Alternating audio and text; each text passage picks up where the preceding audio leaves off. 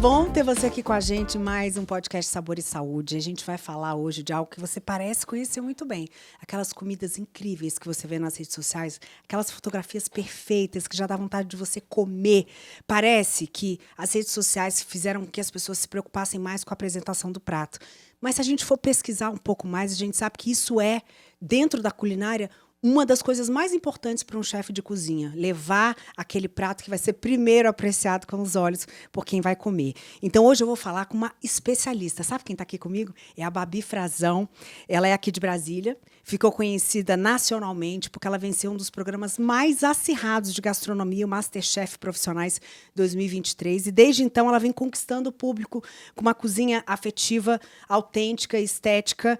É a fundadora do restaurante Afeto, ela tem outras empresas também, é professora de gastronomia, é palestrante, faz presença VIP e o mais importante, ela é mãe. Ela está criando 2 novos cozinheiros para o nosso mundo. Tudo bem, Babi? Seja bem-vinda. Bem, obrigada, Neila. Para mim é um prazer. E é isso mesmo, colocando, envolvendo e nessa dinâmica do dia a dia, tentando fazer com que tudo aconteça da melhor forma. E eu digo que sempre de maneira real. Você é uma mulher desse século, né? Você está presente em casa, está presente na vida profissional. Agora a gente tem mais uma vertente, que é a vida digital, né? Ela produz conteúdo também. Tem a parte administrativa, porque você é empresária, faz presença VIP, porque agora você é famosa. Como é que você administra tudo isso na sua cabeça? Aos poucos eu fui juntando todos esses pontos. É claro que nunca foi tudo de uma vez, mas eu falo, sempre que eu tô mais tranquila em um ponto, eu falo, deixa eu ver o que eu consigo encaixar e fazendo sentido, construindo o que eu gosto, envolvendo as pessoas que eu amo nesse processo e também não deixando com que cada conquista cresça dentro da minha cabeça, tome lugar, né, do que realmente faz sentido, trazendo verdade para o que eu faço. Então, o meu pilar é justamente família, trabalho, os meus pilares, na verdade, família, trabalho e gostar, né, do que eu desenvolvo todos os dias. Não é fácil, Sim. mas é muito gostoso. Então, a partir do momento que a gente escolhe, eu digo que eu tenho as pessoas que acreditam no que eu faço, da forma como eu faço, me ajudaram a construir o que eu tenho, e isso é a melhor maneira de começar. Faz toda a diferença, Com né? certeza, eu amo. E mesmo com todo o crescimento, eu acho que é muito real. E as pessoas gostam de acompanhar isso, né? Você falou do digital. Então, o que é real, como construiu. Eu tenho pessoas que me seguem há muitos anos. Antes de tudo isso que você falou, eu não tinha um afeto, porque eu comecei a rede social antes. Aí depois viram eu construir o afeto, viram eu entrar numa universidade grande, chegar, porque era um ponto que eu queria, que eu conversava isso com as pessoas, sobre o crescimento dentro desse lado da docência. Depois chega afeto, chega programa, e chega todo esse boom. E as pessoas falam, nossa, que legal acompanhar. E você, com seus filhos, paralelo a isso, construindo uma vida natural e real. Fazer de forma orgânica facilita muito o processo, porque você acaba trazendo o que você já faz. Sim. Mas é claro que requer um trabalho, uma especialização aí, porque está tudo muito profissional. Antigamente, as redes sociais, você postava uma foto, ok. Hoje não. Hoje você produz um conteúdo, todo dia você está trazendo informação. E eu vi seus conteúdos, você tem conteúdos muito divertidos. Ela tem um que ela está recebendo pitaco de gente que vai no restaurante querendo mexer no cardápio, dar sugestões de como fica melhor. Isso acontece sempre? Acontece, assim. Foi uma forma descontraída, legal, de colocar um assunto e pautas que acontecem, não só comigo, mas com todas as pessoas que estão envolvidas. Então, quando o pessoal lê os comentários, fala assim, realmente é isso. E quando faz, e as pessoas sempre surgem com um novo assunto, com um novo ponto. Acontece, é sempre válido dizer que a crítica, ela ajuda a construir. Eu, como profissional, acho que é super válido. Mas lidar de uma forma também, como que eu posso falar, menos pesada, Sim, mais leve, com situações do dia a dia. E com pessoas que às vezes querem falar ali um pouco da participação, porque a cozinha envolve todo mundo. todo né? mundo tem um pouco ali de cozinheiro. Exatamente. Então, ao mesmo tempo que o pessoal fala, olha, cozinho, eu sou chefe, mas assim, eu sou chefe da minha casa. Então, a gente que lida com isso de uma forma um pouco mais séria e que envolve um pouco mais de responsabilidade, a gente fala, epa, peraí, mas não é a mesma coisa, né? Então, vamos levar de uma forma e desconstruir isso também traz pra gente um pouco mais de tranquilidade. Mas acontece. E a gente sempre tenta passar um pouco do que é a nossa linha de construção de restaurante. Porque o que a gente faz por trás também existe, né, um porquê, existe um direcionamento. E, claro, às vezes esses pitacos fazem a gente falar, será que ele falou que tem um... Será que não posso alterar, validar o que ele falou de alguma outra forma, ou trazer uma outra proposta? E isso mostra muita generosidade sua, né? Porque a gente está aberto para receber crítica e transformar essa crítica em algo melhor, precisa que a gente se dispa do nosso ego e fala assim, posso mesmo melhorar. Eu quero saber como é que você virou chefe. Como é que foi sua infância? Você ia para a cozinha? Tem alguém na sua família que cozinhava e você participava desse ambiente? Sempre. Olha, a cozinha sempre fez parte da minha vida, não de forma profissional. Então, eu não tenho, na minha família, ninguém que tenha essa profissão. Porque é comum na nossa... Comum, e hoje, sim, as pessoas também buscam esse lado, né? De pessoas que já têm restaurantes, pais que influenciaram. Eu não tenho essa linha empreendedora dentro de restaurante. Mas a minha mãe sempre cozinhou. Então, hoje, ela é a minha principal inspiração. Vi a minha tia, então eu tenho tia Eni, que sempre participou, que sempre esteve ali e gostava de passar esses ensinamentos, fazendo as partes dessa trajetória.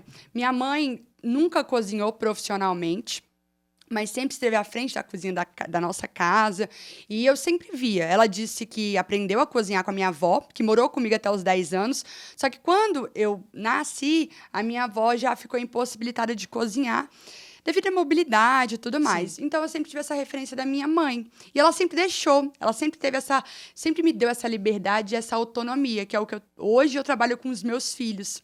Eu acho que muito desse desprendimento, dessa coisa de vai fazer um pouquinho de bagunça, mas deixa. E eu sempre me vi nesse papel de poder fazer, de poder contribuir. E desde cedo fazer bolo, levar pra escola, sabe? Aquela coisa de... Que bacana. Cada um vai levar uma coisa, a Babi vai ficar com o bolo porque ela sabe fazer bolo e gera uma referência. Então, essas coisas marcam, né? E a minha construção de cozinha vem disso, de uma área familiar e nem um pouco profissional. E depois eu fui buscando esse lado profissional.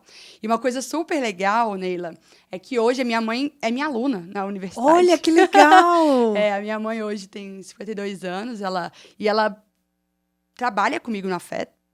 E eu falei, mãe, acho que tá na hora, né? Vamos lá.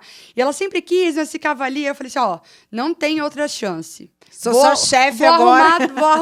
Vou arrumar tudo e vamos lá. E graças a Deus ela tá amando. Pra ela tá sendo uma experiência, assim, super diferente. Uma nova energia na vida, né? Sim. Que delícia, que delícia. Com certeza. Você tem... O seu restaurante chama Afeto. Você tá Afeto. falando dessa cozinha que cresceu organicamente na sua vida, né? Você conseguiu ir para o outro lado de chefe de cozinha, de ter exigências de um programa mega profissional, mas, pelo que eu consigo entender, mesmo que você tenha essa preocupação da estética com tudo, a sua cozinha é uma cozinha natural, afetiva, com comida de verdade, que as pessoas podem comer e que sabe um dia poder reproduzir, né? Sim.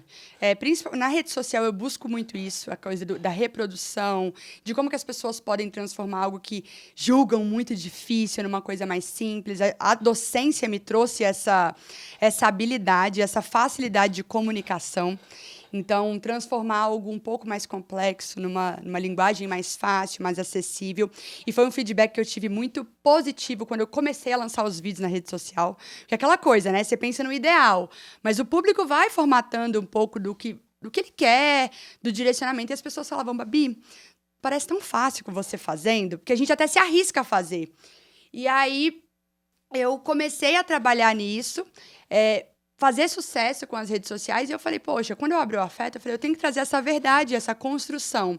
Só que, claro, é um restaurante, aí a estética muda porque eu tenho que chamar atenção, eu tenho que atrair as pessoas só por uma foto e pela estética.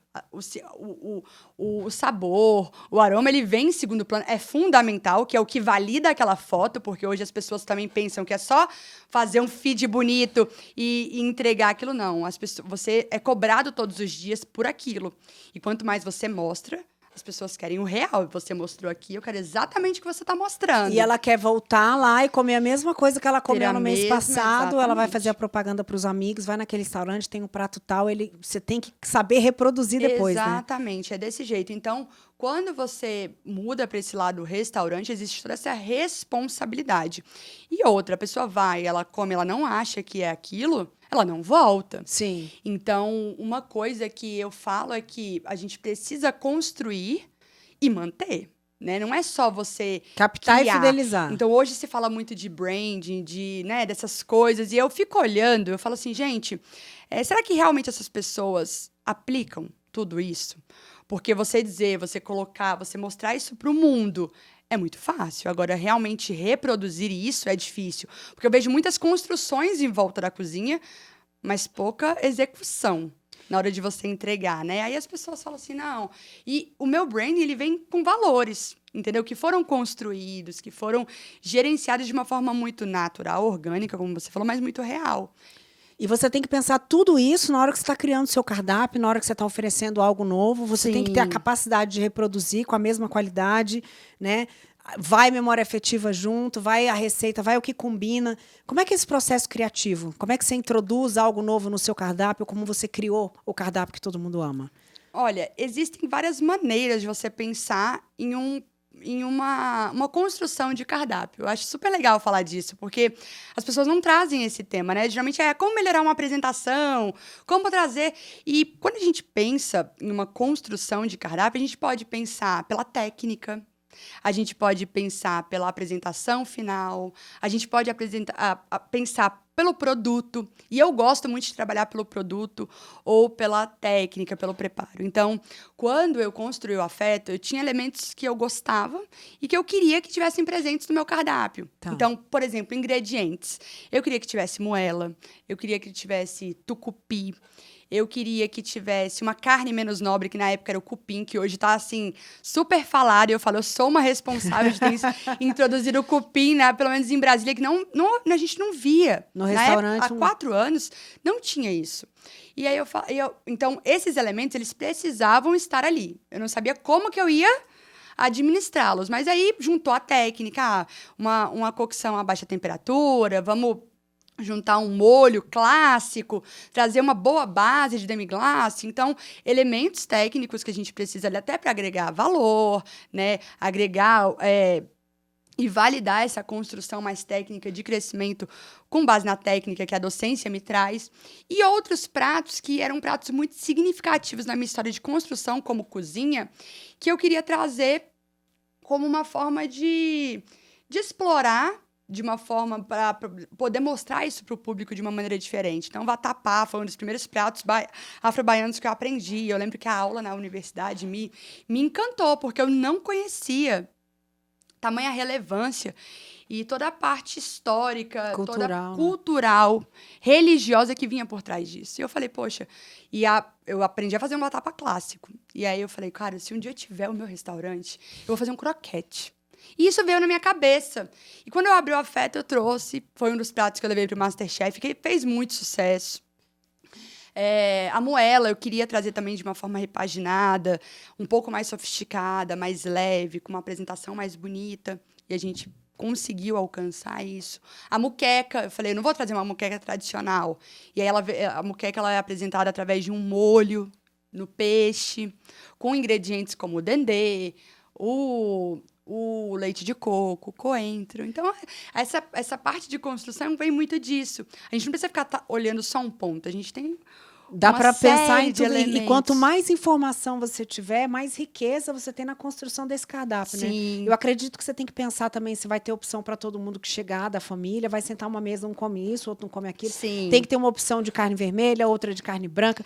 Você deve ter o básico e ali trazer toda essa história. Você falou um ponto muito legal, a construção dos pratos que a gente tem hoje, né? Todos eles têm uma história por trás. Sim. Por que uma feijoada tem tantos pedaços de um mesmo animal? Quem era que comia feijoada? Era o que sobrava? Era o que tinha? Sim. Então, quando você vai estudar essa história, você traz esses elementos, as pessoas elas valorizam muito mais o que elas estão comendo, e eu acho que você faz com perfeição. Quando você falou de adaptações, né? Eu imagino que quando a gente vai olhar uma receita, fala assim, pega isso, pega aquilo. Cara, são ingredientes que a gente não sabe nem onde é que compra. Muito de chefe tem isso. E brasileiro faz adaptação, porque brasileiro já nasceu adaptado. Só no nosso país você tem sushi de goiabada, Nutella. Isso não tem no Japão em lugar nenhum. Quanto se faz de adaptação sem perder a autenticidade do prato? Originalidade, né?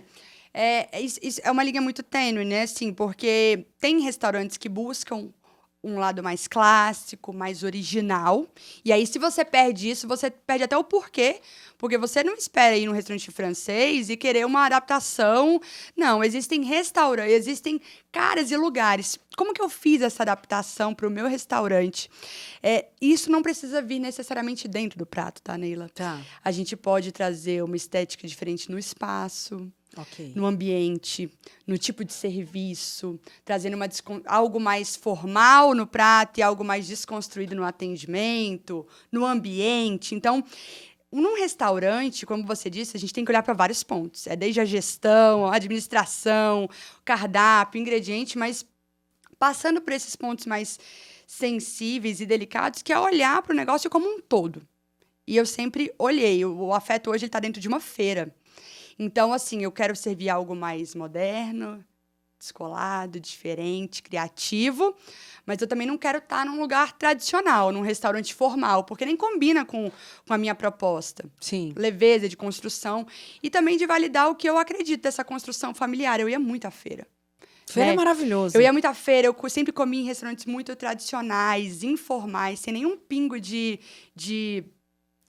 modernidade, na época que eu consumia com os meus pais. E trazer isso, esse crescimento, mas num lugar simples, também mostra muito do que eu sou. Então, quando eu penso nisso, é pensar no macro mesmo, sabe? Claro, eu preciso fazer a moqueca. Poxa, uma moqueca, ela tem uma moqueca baiana. Ela tem determinados ingredientes, e isso não pode faltar. Mas existem pontos, eu posso grelhar o peixe ao invés de colocar ele imerso naquele molho e construir ele de uma forma diferente. Isso não tira a autenticidade dele. Então, olhar para esse ingrediente que é fundamental, esse resgate histórico, né, essa coisa do que fez esse prato nascer e de como ele nasceu, isso eu não posso tirar dele. Porque é o que valida ele e o que constrói ele como prato. Mas existem pontos que a gente pode lhe dar a nossa cara, da nossa repaginada, e a liberdade que hoje o chefe tem para construir uma cozinha mais autoral, né, mais independente, fugindo um pouco dessas bases mais clássicas. Pois é, porque tem aí o poder criativo de você trazer repaginadas e algo novo, né? E voltando para o tema aqui da estética do prato, que é o tema que a gente está meio que conversando, quanto que isso influencia na pessoa que está chegando para comer, né? Tipo assim, se ela olha aquele prato, está bonito, bem apresentado, já dá gosto de comer. Mas também pode ser um prato lindo que você vai comer e não faz. Como é que é esse equilíbrio? Como que vocês aprendem isso? Como você ensina isso? Hoje, a docência, né, esse mundo da sala de aula, ele tem mudado, principalmente por isso que você falou. Né? Hoje a gente não adianta só eu passar a técnica, eu tenho que mostrar como isso chega ao cliente. E a rede social, ela facilita e atrapalha ao mesmo tempo, no sentido de eu não posso mostrar uma mentira e eu tenho que construir isso da forma real, de que ele chegue lá e fale. E outra coisa, eu tenho foto no meu cardápio.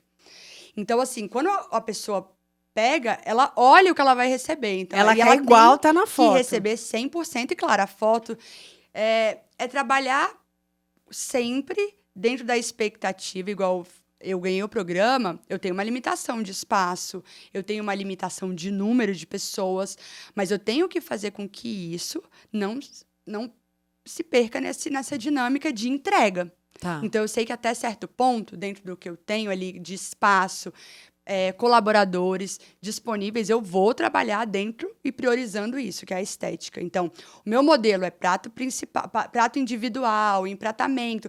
Eu tenho que ter dentro da dinâmica do meu restaurante algo que funcione para que eu entregue isso lá na ponta com a mesma seriedade e o mesmo compromisso que as pessoas estão enxergando ali na rede social. Não adianta eu querer mudar no meio do caminho. Não, porque foi isso que construiu, isso que me levou.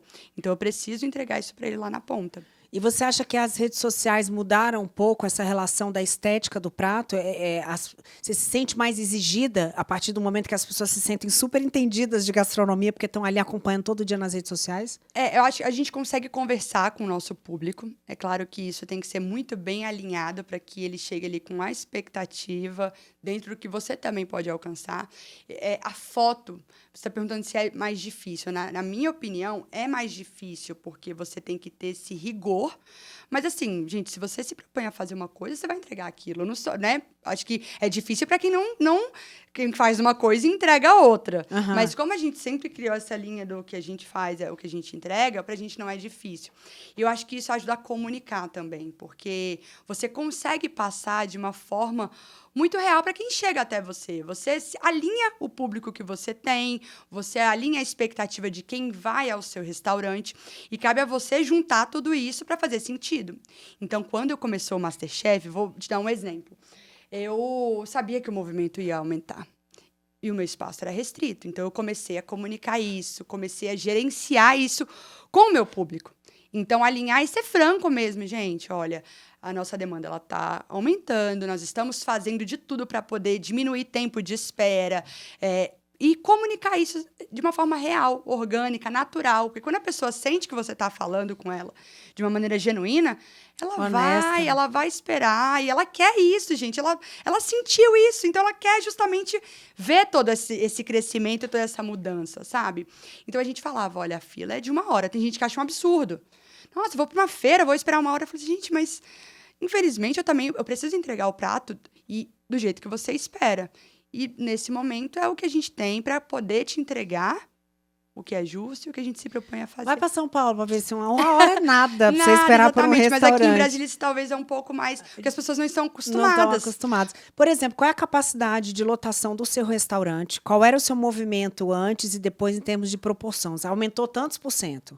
Olha, hoje a gente atende de 7 a 8 vezes mais do que a gente atendia na época do programa, antes do programa. Então, a gente consegue, assim, já chegou a 10 vezes. Então, assim, é porque o nosso meio, ele flutua um pouco de acordo com a época e tudo mais. Mas, então, assim, você atender X, você atender 10X dentro do mesmo espaço, a gente aumentou o número de colaboradores, então a gente trabalhava com... E assim, não necessariamente tudo aumenta proporcionalmente. Sim, sim. Né? Não é tudo que... Eu vou aumentar 10 vezes no número de... Nem tem espaço para isso, mas é melhorar dentro da sua operação. O que você pode... É fluxo. E tem gente que vai para tietar você? Muito, Ai, muito. que E é muito gostoso. Eu falo que hoje um dos motivos de priorizar o afeto aos finais de semana é isso. As pessoas, elas querem me encontrar, elas querem me ver, elas querem ver onde se materializa a campeã do MasterChef. E como que é esse ambiente? E seus filhos ficam super orgulhosos? Demais, muito. Eles estão sempre por lá. Então, esses dias foi uma professora e ele fala, eu vou para atender a minha professora. Eu falei, então vamos. Que lindo. E eu falo que a gente precisa olhar para os nossos negócios dessa forma. Por que eu consigo fazer tanta coisa? Porque eu consigo inserir, eu consigo trazer um pouco mais de leveza para esses ambientes. Você sabe que eu fui com a minha filha pequena no restaurante, o chefe veio na mesa, ele usando aquela roupa de chefe, aquele chapéuzão. Ele conversou com ela, ele pegou papel de desenho para ela desenhar, ele deu uma atenção para ela, ele ficou ali na mesa conversando com ela. Ela nunca esqueceu. Ela acha que ela é íntima do chefe do restaurante, que ele é amigão dela. E sempre que a gente pode, a gente vai lá, porque ela teve uma afeição a ele enorme. Sim. Por causa dessa aproximação, né? A gente estava comentando aqui antes de começar que ela é uma profissional, ela já tinha o público dela, mas depois que ela virou uma artista que faz presença VIP, faz palestra, é professora, as pessoas querem ir lá para ficar perto de você, para comer o seu prato, para fazer uma foto, né? Para divulgar. Isso é gostoso, eu adoro. Então, o pessoal falava assim, você vai sair, você não vai ter tempo de ir lá. E eu falo, não. Eu acho, assim, é justamente o contrário. Para me tirar de lá, agora é mais difícil. Porque eu falo, tem muita gente querendo ir lá, tem muita gente querendo tirar uma foto. Quando é criança, eu falo assim, desce o troféu, vou dar o troféu para ele segurar. Porque fica lá. Ai, então, que bacana. As pessoas gostam. E, assim, o público infantil, assim, teen, que eu falo assim, gente, eu sou a próxima Xuxa. E os meninos vão e gostam. Eles assistem, na maioria das vezes, pelo YouTube, porque é muito tarde, né, o programa. Mas existe, assim, um carinho muito grande, né? E eles ficam deslumbrados. Então, para mim, é um prazer, é uma honra receber todo mundo. E eu priorizo realmente isso porque eu gosto. Eu acho que esse assédio é um assédio bom. E fotógrafos de prato é o que a gente mais tem no mundo, né? As pessoas fotografam prato e marcam o restaurante. A gente tem essa mania de fazer isso, né? Fazem isso, me marcam o restaurante. É claro que eu não consigo repostar todo mundo sempre. Mas eu sempre agradeço, dou um jeito de mandar uma mensagem. Eu gosto dessa relação mais próxima, embora as pessoas criem um distanciamento muito grande depois que a gente fica famoso. Você sabe o que é isso? As pessoas colocam a gente dentro de uma bolha, Acha que a gente muito é diferente, né? E aí, quando você se coloca um pouco mais próxima, as pessoas até se surpreendem.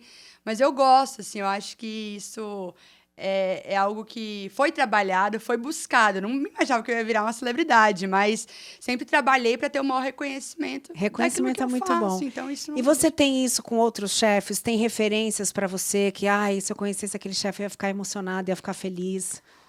Eu confesso que, assim, a gente trabalha e a gente fica imaginando pessoas sempre muito distantes. Esse distanciamento que as pessoas Sim. criam com a gente, existe também com a gente, né? Tem um chefe muito famoso aqui no Centro-Oeste, que é o Ian, de Goiânia, Ian Baioc. E, assim, teve um ano, que foi antes de eu entrar no MasterChef, onde nós participamos de um congresso e ele ia dar uma aula antes da minha.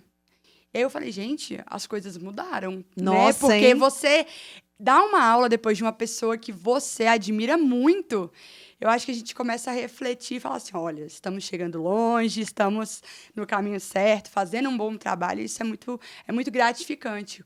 A Helena, eu trabalhei com a Helena, fui estagiária dela no Mani há 12 anos, e reencontrei ela no MasterChef, ela não lembrava de mim. Sério? Porque, gente, na época que eu estagiei com ela foi eleita a melhor chefe do mundo, a primeira mulher.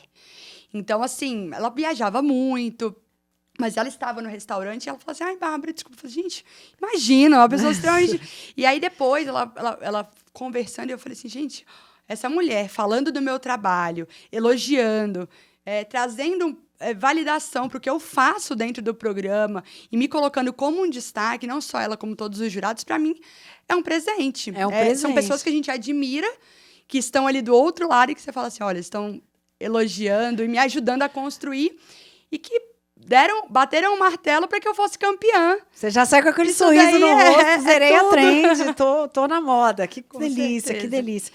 Existe bloqueio criativo para a cozinha? Existe bloqueio criativo. E, assim, eu tenho muito insight quando eu tô descansando. Sabe aquela coisa de...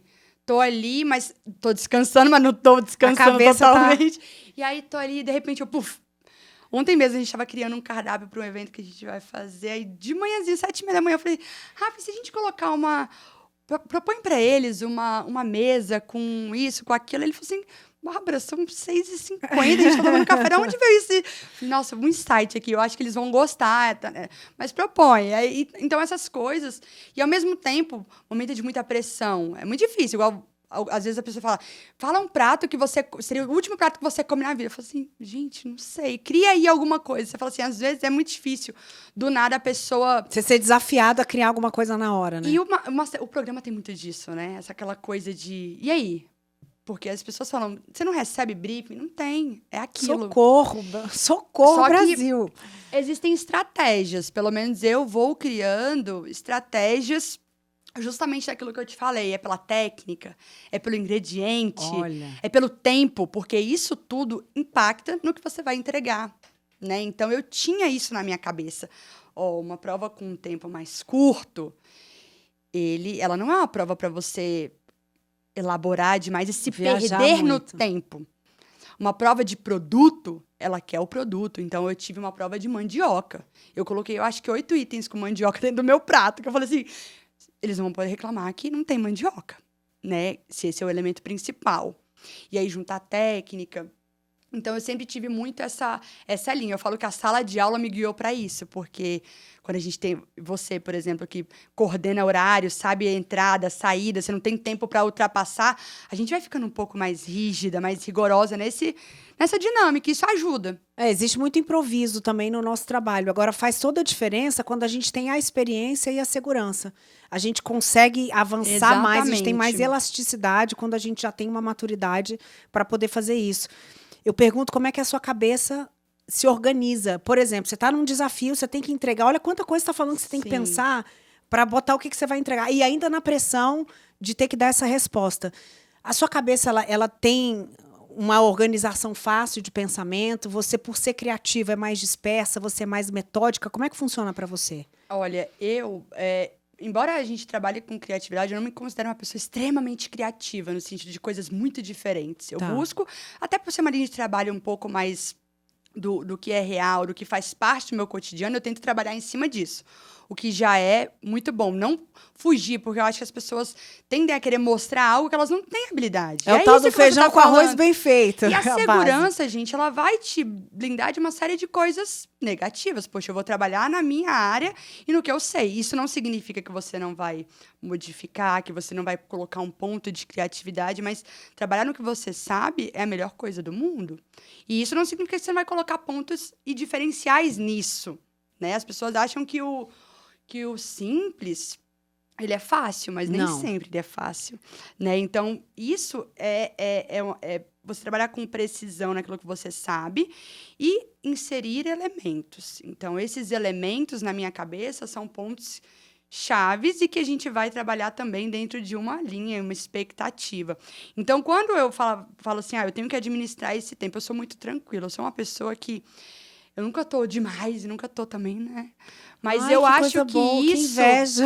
Eu acho que isso me dá uma tranquilidade, sabe? Pra trabalhar. Tanto que eu falo, durante o programa eu não senti essa pressão, essa coisa, assim. Você é bem equilibrada. Tem, mas assim, eu lido bem com essa emoção, sabe? Tipo, ver pessoas me verem trabalhando não é um problema. É claro que a experiência te dá... Eu adorei essa palavra, essa elasticidade de falar assim, não...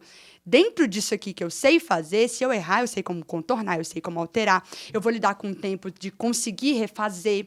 Então, são estratégias e mecanismos que a gente vai associando, e é só o tempo, né? É só o tempo, é o trabalho, é o lidar com isso todos os dias que vai te dá essa confiança, essa maleabilidade de poder trabalhar com isso. Então, acho que a experiência de sala de aula, a experiência de gravar um vídeo, a experiência de ter técnicas constantemente sendo desenvolvidas e, mais do que isso, estar num restaurante todos os finais de semana, liberando os pratos com a potência que é, tipo assim, da pressa, de não poder ultrapassar tempo. E eu falo assim, eu fui muito sortuda e Deus foi muito generoso comigo quando me deu todas essas frentes para administrar, porque isso me fez campeã. Saber administrar tudo isso me fez vencer nesse sentido. Olha só o que ela está falando, gente. Ela conseguiu, com a experiência dela, com a tranquilidade, com a maturidade, organizar o básico. Ela tinha o básico estruturado na cabeça dela e, a partir desse conhecimento, ela pôde ousar, ela pôde sair, pôde voltar. E nem sempre aquele mais criativo, aquele fora da curva é o que vai ganhar. Sim. Porque você tem que estar preparado emocionalmente para poder lidar com todas as questões que vão chegar para você. E isso é em tudo na vida, não é só na hora de cozinhar, não. E é muito legal você falar isso pra gente. Existe uma pressão das redes sociais, por exemplo, a gente falou aqui da pressão da foto, né? Tem que ser, ele pede no cardápio, ele quer igual, tá na foto, ele vai voltar, ele vai querer do mesmo jeito. Sim. Redes sociais podem atrapalhar, elas podem ajudar. Eu queria saber como é que você lida com crítica, como é que foi para você receber opiniões do Brasil inteiro, isso amplia muito, né?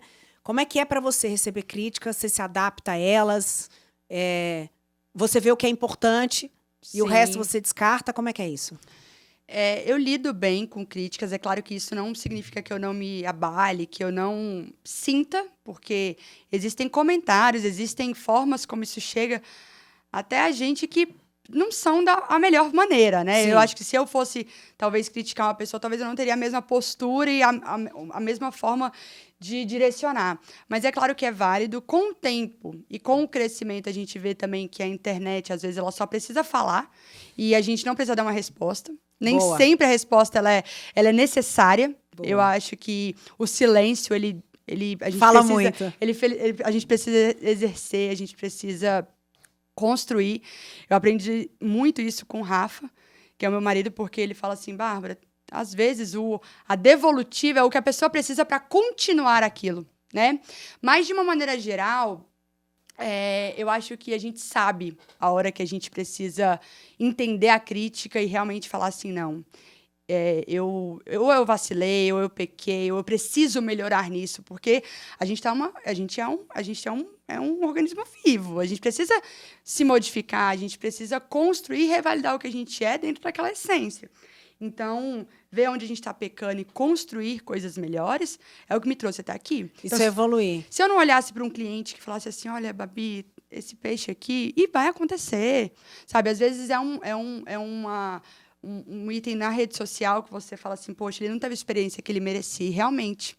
Foi um dia que estava assim, que estava assado, como que eu vou consertar? Né? Então, essa crítica, ela é muito válida. E eu tive uma chefe, a minha primeira chefe, eu trabalhei uma rede grande de restaurante, e um dia eu tava tendo um problema, que era com funcionários, e assim, eu era uma das pessoas que estava tendo um embate. Ela falou assim, Bárbara, é o seguinte, não adianta a gente ficar tentando mostrar a todo custo. Eu conheço o que você faz, eu conheço o que ela faz, e assim, vamos absorver coisas boas. O que é ruim, deixa de lado, passa, respira, eu sei que é ruim, é chato, mas amanhã vai ser outro dia, você vai respirar diferente, talvez você olhe para aquilo com outra energia. E eu tento sempre lembrar disso. E, recentemente, outra mulher, eu gosto sempre de falar que elas estão no meu caminho, elas abrem portas, falou a seguinte frase.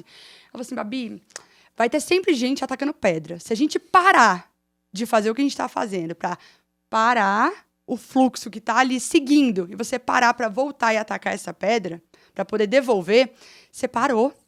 Então, segue, porque muitas vezes algumas vão atingir, umas vão ser uma pedrada um pouco mais forte, vai doer um pouco mais, mas você vai passar, você vai continuar evoluindo, e essa pessoa está só ficando o quê? Para trás. E é isso, né? A gente veio aqui para falar de estética de comida e tirou dessa história aqui várias lições de vida. Estou muito feliz. A gente falou de estética, de sabor, de autenticidade, mas a gente falou de comportamentos da gente diante da vida. Foi um aprendizado maravilhoso. Para eu me despedir de você, eu quero que você me diga como é que você imagina Babi Frazão daqui a 5 anos. Vai, o que você está planejando aí para frente? Nossa, até emocionei. Eu brinco que eu sou chorona demais. Mas vamos lá. O que eu imagino? As pessoas perguntam muito, né? O que mudou, como que vai mudar? Eu prezo e eu peço serenidade para continuar trabalhando todos esses pilares que eu falei para você com muita responsabilidade, porque é muito difícil. É muito assédio, é muita gente querendo se envolver nesse processo. Então, eu peço sabedoria, verdade nessa construção para continuar fazendo o que eu sempre fiz. E eu peço, assim, crescimento também. Crescimento porque eu acredito que a nossa trajetória ela não precisa ser só de crescimento para nós, mas para o nosso meio. Então, penso em projeto social. Então, eu queria muito conseguir colocar um projeto à frente para educação, né? Eu acho que proporcionar aquilo que eu tive para pessoas que não têm seria muito generoso. É um projeto muito ambicioso da minha parte, mas eu quero poder, daqui a uns anos, te encontrar e falar que eu consegui colocar em prática. E conseguir fazer o que eu estou fazendo, sabe? Conseguir administrar e posicionar o afeto como eu posiciono, com verdade, com autenticidade, para mim já está muito bom. Crescer dentro dessa mesma realidade, com mais carinho e mais respeito, eu acho que tô no lucro demais. Gente, você é linda. Obrigada. Essa lágrima no olho dela, esse restaurante que chama Afeto, mostra como essa verdade dela está implícita no que ela faz. Então, eu te desafio. Se você está em Brasília, vai lá no Afeto conhecer um pouco dessa gastronomia aconchegante, gostosa, afetiva, porque eu tenho certeza que dentro de cada prato vai muito amor, muita verdade, muita entrega da Babi Frazão, a nossa chefe premiada que está aqui com a gente no Sabor e Saúde. Obrigada. Obrigada a você. Eu agradeço o carinho de todos vocês. Fica aqui o convite também para estarem lá. E quando tiver, estou assim, de portas abertas para todos vocês. E também para bate-papo como esse. É sempre um prazer estar ao lado de mulheres tão potentes como você. Viva, viva, viva. A gente convida você a assistir esse episódio, mandar para um monte de gente que você acha que vai amar esse papo que a gente teve aqui. Quero lembrar que o Sabor e Saúde está no YouTube, no Spotify, no Deezer, no Record Plus, no R7. A gente está em toda parte. E a gente está também na página daquelas pessoas para quem você vai mandar esse podcast. Um beijo, a gente se vê na próxima. Tchau.